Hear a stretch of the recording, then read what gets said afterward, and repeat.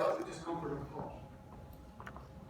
So in this talk, I'm going to briefly consider some of the widely accepted tenets or principles of the current mental health era. And I'm going to just briefly touch on the concept of mental disorder, brain chemical imbalances, psychiatric diagnosis, seen as brain diseases or disorders, the DSM, which is the Diagnostic and Statistical Manual of Mental Disorders, the idea that mental illnesses are just like, or mental illness is just like diabetes, which is a commonly stated idea, and psychiatric diagnosis is genetic illnesses. Again, a very common statement and belief within society generally. So, as I said, I intended for this to unfold. So the first one is mental illness and mental disorders. You know, how legitimate is that? Dr. Alan Francis, the first picture here, he's a global heavyweight in terms of psychiatry in the world. He was the chair of the DSM-4, which was the fourth edition of the DSM, published in 1994. And in an interview, he was asked to define what a mental disorder was, and he said, there is no definition of a mental disorder, it's bullshit. Now that's his word, I'm sorry to use that word. And he's a really global heavyweight, and yet this is what he was prepared to say. Gerard Regier then was vice chair of the DSM-5, which was published in 2013. It's the current DSM, the Diagnostic and Statistical Manual of Mental Disorders. And he said in an article he wrote that mental disorder definitions are almost impossible to test.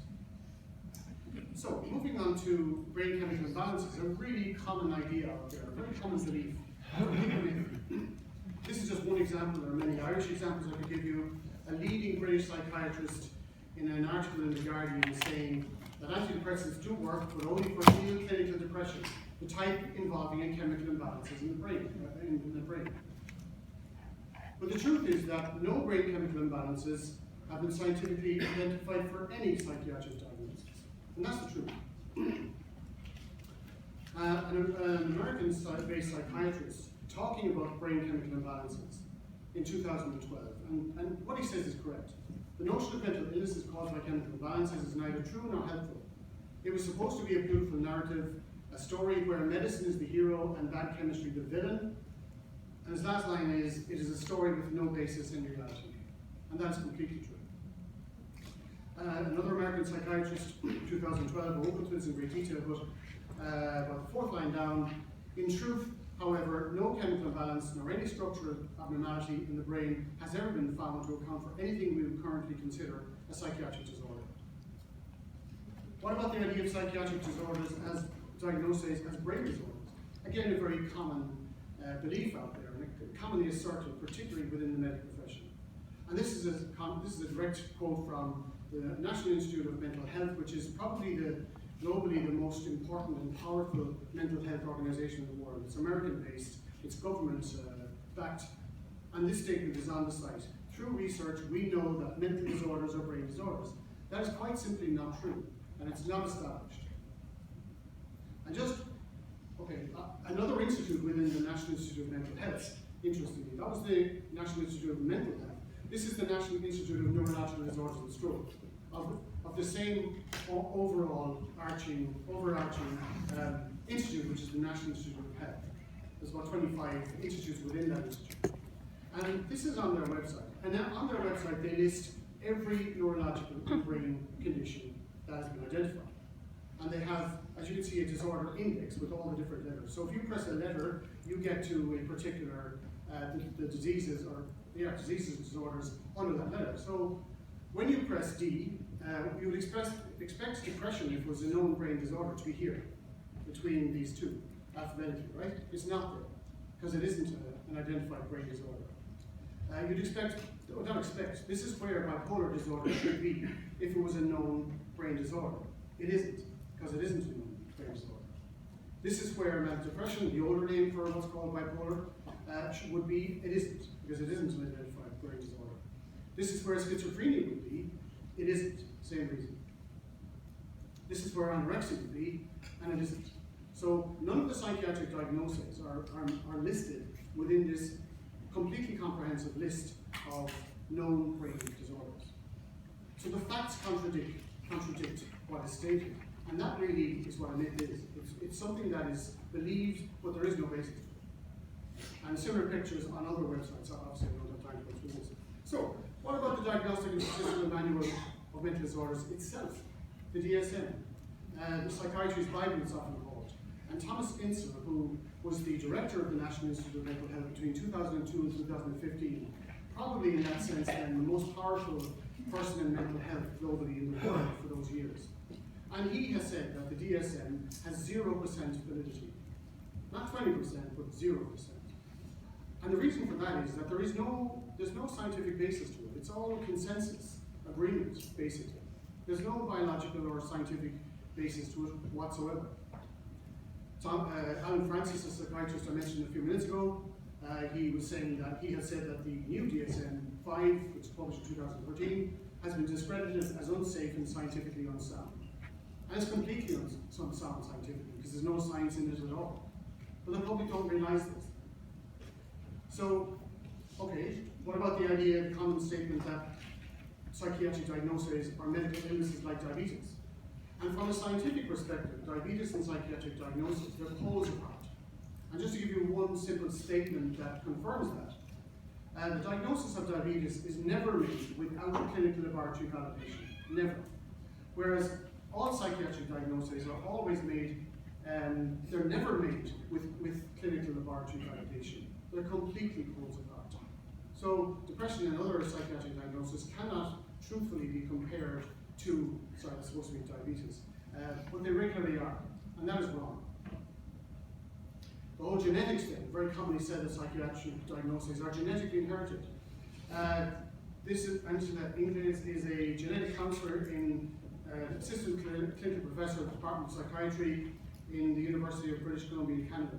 And in December 2013, she had a webinar, and I watched that webinar. And at the end of the webinar, people were able to ask questions. So I asked this question. I kind of knew the answer myself, I did know the answer, but I wanted to see what she said. So I asked the question, are there any psychiatric conditions for which genetic pathways have been reliably established? And after a lot of toing and froing, she eventually said, no, not at this point. The acid test for genetically inherited conditions is, well, two things really: established genetic abnormality and reliable genetic testing. And again, Angela Inglis touched on this in a webinar. She said that there is no genetic test with which to diagnose any psychiatric disorders. That's a really important and telling point. Alan Francis, the psychiatrist in Medico, in a tweet earlier this year, in 2016, February the 6th, said that the genetics of mental disorder turn out to be too complex to be clinically meaningful or to support bioreductionism. In other words, to support the medical approach, basically. Now, I'm not suggesting that there's no chance that any of these things may have some role, but we have to go by what we know. And this is what we know, which is really very little. So, in conclusion of this part, there are major question marks regarding many of the tenets and core principles of the current mental health, the current prevailing approach to mental health. Therefore, considerations of better ways of understanding emotional mental health, it's highly appropriate to consider other ways. And this is what I see as a new era in mental health. It's both appropriate and necessary, and it's very much in the public interest. So what might some of the features of a new era in mental health be? It's really the pink bit there I want to mention. Daniel Carlitz, an American psychiatrist, 2010, wrote a book with a really interesting title, 2010, Unhinged, the Trouble with Psychiatry, the Doctor's Revelation About Professional Crisis. And he was really expressing his own disillusionment in that book. But he made a very interesting statement. He was talking about the DSM, and I think we can say this about the whole prevailing view of mental health, that it has de-emphasized psychological mindedness. And I'll come to that again in a minute. But that must be reversed, because it's within psychological mindedness that the answers lie, the understanding lies, and the answers. A psychologically minded approach to mental health can transform our understanding, and I hope to touch on some of that if I have time. So, a key characteristic of a new mental health era, I would say, would be to seek first to understand and make sense of the experiences and behaviours of the people who you will be dealing with, who doctors deal with, all forms of mental health professionals and practitioners, rather than wrongly assume that they have people's experiences and behaviours have no meaning or purpose, and to pathologize them. As I see it, the key components of all psychiatric diagnoses, this has been my experience over 10 years, 15 years, with hundreds of people. these are some of the core constituents of the experiences, and therefore they should be core parts of a new era in mental health. And they are wounding, shock, distress in many forms, defense mechanisms and coping strategies that we human beings create when we feel under pressure and stress, choice and decision making, and trauma. Very important, trauma. Most of these are always identifiable within the picture of the person, the experience, whereas things like chemical imbalances and the other things I touched upon, they're never identifiable. They're out there in the ether somewhere, you just can't pin them down. Bessel van der Kolk is a psychiatrist based in America. I don't know if any of you have heard of him. If you haven't, he's certainly worth following. He's a global expert on trauma, on psychological trauma. And this is the title of a YouTube video, Psychiatry Must Stop Ignoring Trauma. And he's a psychiatrist. And his book, The Body Keeps the Score, is a best-selling book. And it's all about trauma and how we process and hold trauma. And in his video, he said psychiatry really doesn't want to see trauma. The neglect of the issue of trauma is a very serious public health issue. And that's a big statement from a psychiatrist about his own profession. A very serious public health issue. It absolutely is. He's completely correct. I came across this on an NHS official website. In fact, I've come across it in two websites. And I'm showing it really to demonstrate just how underestimated trauma is. And I start with the lower line there. You know, trauma, PTSD, trauma essentially, doesn't usually develop after situations that are simply upsetting, such as divorce, job loss, or failing exams. Now, I don't know if they talk to anybody who's been through those experiences, but I think a lot of people who've been through divorce would not describe it as simply upsetting. And it's just an example of this underplaying of trauma. And there are very subtle reasons for that. I probably won't have time to go into that today. And then at the top then we see trauma, post-traumatic stress disorder. It requires extreme fear, horror, helplessness. It has to be extreme. So the bar is set so high for trauma, whereas the bar for other psychiatric diagnoses such as depression is set very low. And that's quite deliberate in my opinion. Peter Levine, along with Bessel van der Kolk, would be probably one of the world's authorities on trauma. And in his book, the 1997 book, Waking the Tiger, he was talking about how frequently major traumas happen. And he said that a recent study showed that of more than 1,000 people, that 40% had experienced a major traumatic event over the previous 3 years. And the most cited were being raped or physically assaulted, being in a serious accident, or witnessing somebody else being killed or injured. And in that book, he also talks about less obvious trauma, and this is really important.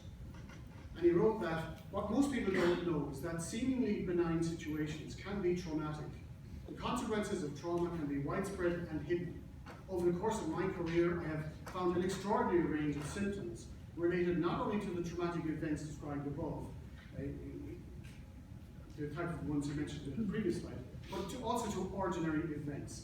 And that's the key point. Bessel van der Kolk again in an article in 2006. Again, a really important piece this. And his is a central part. Traumatized individuals may blow up in response to minor provocations.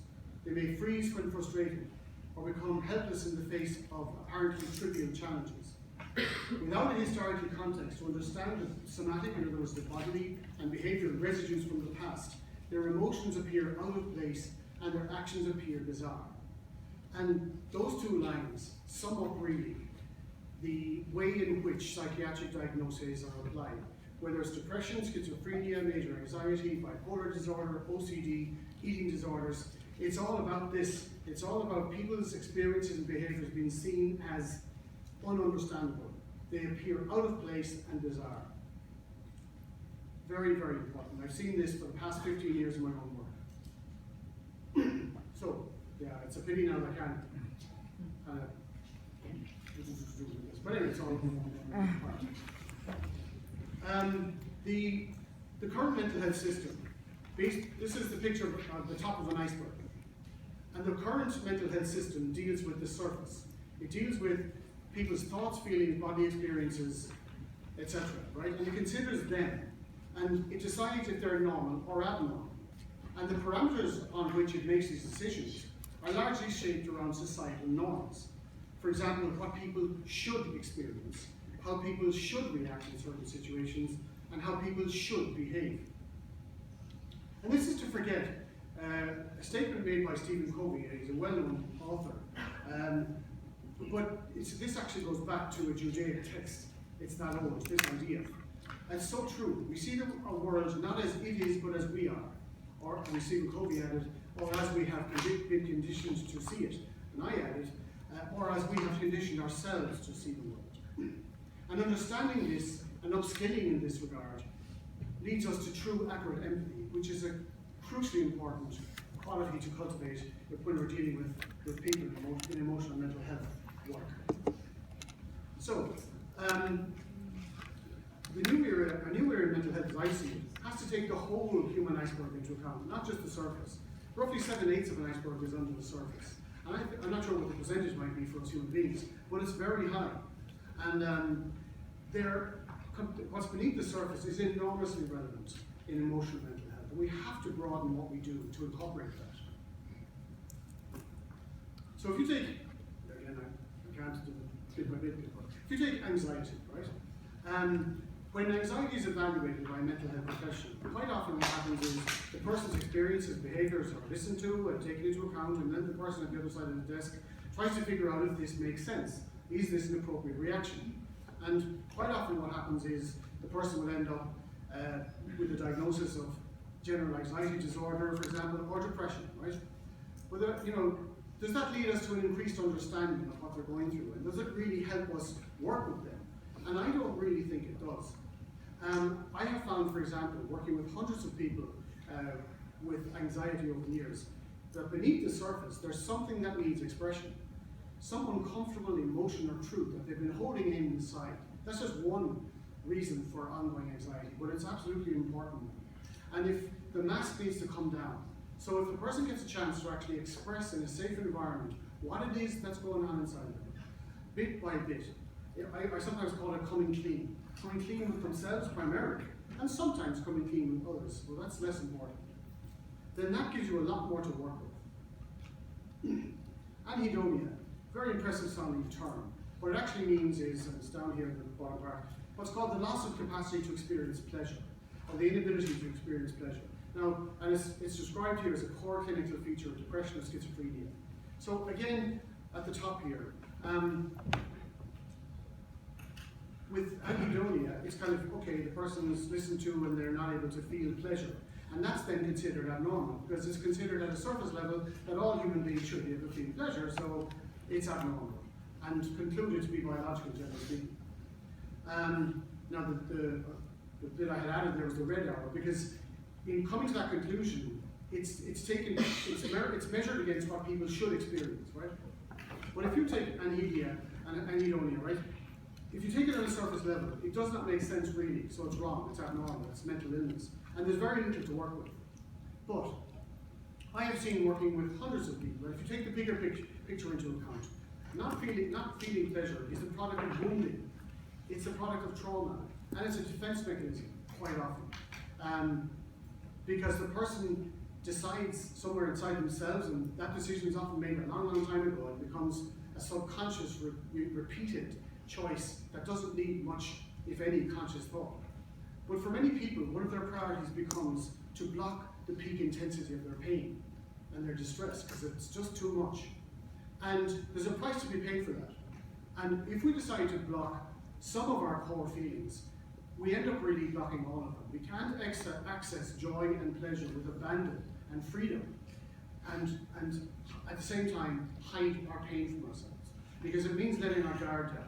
And if I have a lot of pain and distress in my life, and I let my guard down and let myself really come into joy, then I could be hit with a wave of grief. So I keep the guard up, and because of that, I don't allow myself really to come into joy. So there's a perfectly understandable reason, but you won't find it on the surface. So just briefly talk about outcomes, which is a key thing. Chart on the right. The green bit is the personal cost, the cost of, including financial costs in terms of quality of life. But the other two are very important as well. Output costs, in other words, the productivity of an individual, and being on disability, etc. That amounts to about 30%. That's nearly 1/3 of the entire cost of mental health to the state. And then, well over 1/5 is about health and social care, the actual cost of health and social care for the individual. So if we could make an impact on those, it really would be worth developing. Sorry, this is a big chart, it wasn't intended to be. I'll sum it up. Just an example of somebody who was coming to me with a diagnosis of paranoid schizophrenia, and he had at least 5 admissions. So his diagnosis in that sense was valid. He did have the qualities, the experiences that are considered to be paranoid schizophrenia. And I was very interested in this. This is about 15 years ago. He would tell me that he walked down the street, and every time he was always checking people's faces. And if the person he was looking at looked left, he decided that something terrible was going to happen to him, very soon. And if they looked right, there was no imminent danger for now. For that moment, he was relatively safe, until the next person came along, and he had to go through the same thing again. He had to check and check and check. Now, if you're just going to look at that on the surface, that doesn't make sense. To somebody who's never felt as unprotected as he did, that doesn't make any sense. So it's evidence of mental illness to be treated with drugs, etc. But what I found listening to him was that it was actually a very accurate projection onto the world. You know, when you go to cinema and you're watching a film, or you're watching films on the screen, but it's being projected from here. Well, it's the same kind of thing. He was projecting at a subconscious level his utter sense of unsafety. He did not feel safe in the world at all, and his utter sense of disempowerment. So he sensed threat everywhere. And really what it was a frantic attempt to protect himself. So I began to realize when I took the whole picture into account, this made perfect sense. But there's no way I could have come to that conclusion if I just stuck to the surface. And that then gave me a lot to work with him. Whereas if I just stuck to the surface stuff, like was happening with his psychiatrist, none of this would have happened.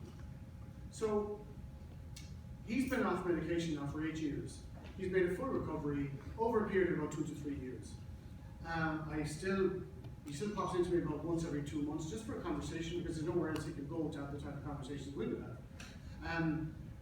But even from a purely financial perspective, you know, major financial benefits to states, to the state, to insurance companies. This guy's off disability, he's productive, he's working, and he hasn't been a cost to the health service for over 10 years.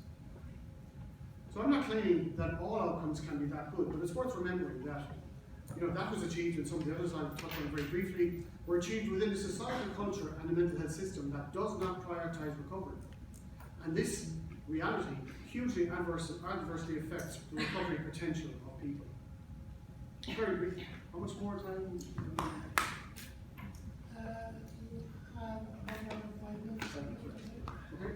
Very briefly, young male coming to me, diagnosed by a psychiatrist, major depression, eating disorder, compulsive, obsessive compulsive disorder, and he really was in great distress. That was true. So antidepressants were being recommended, and I'm not saying, by the way, medication is no go at all, not at all. I'm not saying that, but we need to be a lot more clear about what medication actually does. And the more we cultivate the type of thing I'm talking about, the less need there would be for it. Anyway, antidepressants were being recommended, and then adolescent hospital admission was being strongly recommended by his medical team. He had certainly had lost weight, and he was missing school for 8 weeks. 20 months later, we've been working, now I see him about every 3 weeks. He's been back in school for 16 months. He never taken medication. That was their decision. I didn't tell them to do that. There's been no sign of OCD for 10 months. His weight's normal, no hospital admission, no health service attendance or cost for the past 15 months, and I don't anticipate. His sense of self has risen enormously. I don't anticipate a recurrence of any of this. This is what's possible. I think he could have been facing years and possibly a lifetime within the mental health services with a greatly restricted life had he gone down the other pathway. A man who's still coming to me, male in his early 40s, began attending me 13 months ago roughly. He'd had 2 hospital admissions before that, private hospital admissions, each of 3 months within the previous 15 months. I think each admission, he told me, but I can't quite remember the figure. I think each hospital admission cost in the region of 40,000. The diagnosis was borderline personality disorder. He was on 25 tablets a day when he came to me.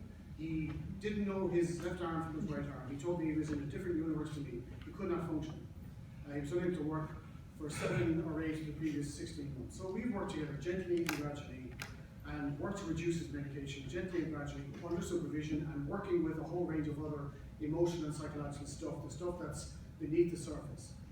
He now just attends me about once a month. He's back at work for the past 27 months. He had a gradual return over about 4 months. He's down to 3 tablets a day now, from 25.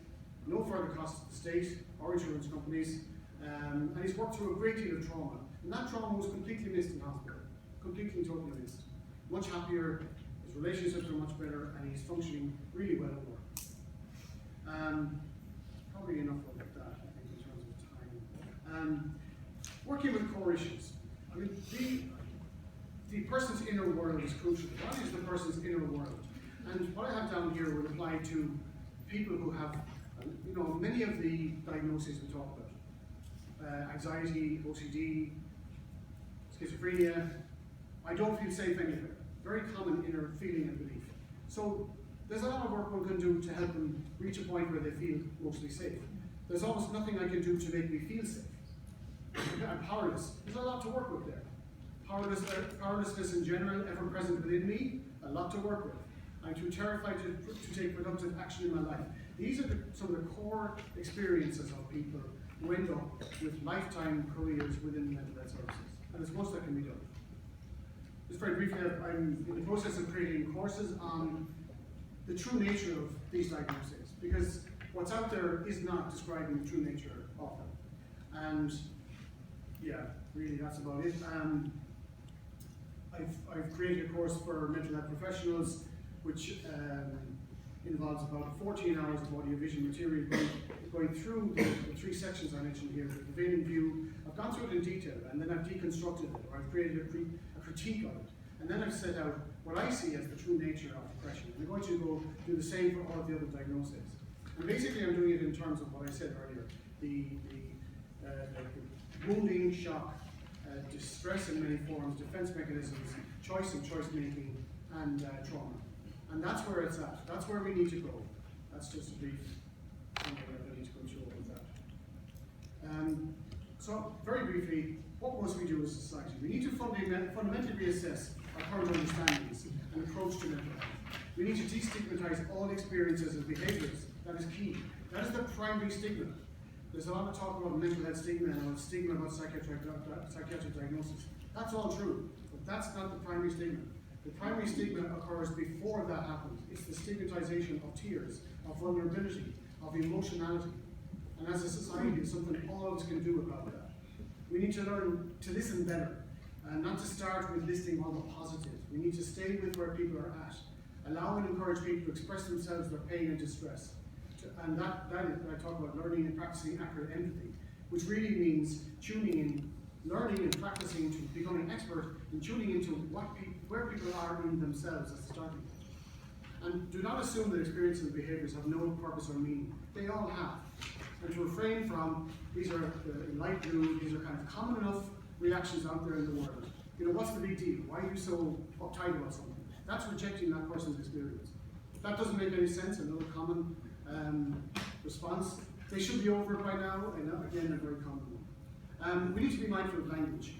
I'm a great believer that language should be of the highest accuracy, that most accurately describes the experiences and behaviours. A word that's crucial in emotional mental health is overwhelm. Because everybody who ends up going into a psychiatric hospital has become overwhelmed and they couldn't cope with their overwhelm. And plain English facilitates accurate understanding, promotes equality between all parties, demystifies the subject, and levels the playing field. I think, again, bear in mind the context, the bigger picture, what is beneath the surface, as well as what's above the surface. Far more emphasis on trauma and the healing of trauma, on empowerment, the whole idea of sense of self, cultivating, raising that, and cultivation of self-generated security. In other words, the ability for me to be able to cultivate my own security. And if we created a lot of courses on that kind of work, I think a major difference would be made. And that's just some information about my course. If any of you want to check it out, my website's very simple, www.drterrylynch.com.